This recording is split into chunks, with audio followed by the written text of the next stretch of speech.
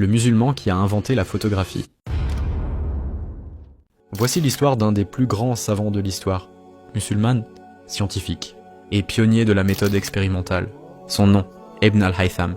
Il naît à Bassora au Xe siècle, dans l'actuel Irak. Très tôt, il se passionne pour les sciences, mathématiques, astronomie, physique, mais là où il se démarque, c'est dans l'observation et l'expérimentation. À une époque où beaucoup de savants reprennent les théories grecques sans les tester, lui, il dit « Il faut douter, observer, expérimenter, puis conclure ». C'est simple. Il est l'un des fondateurs de la méthode scientifique, avant Galilée, avant Newton, avant Descartes.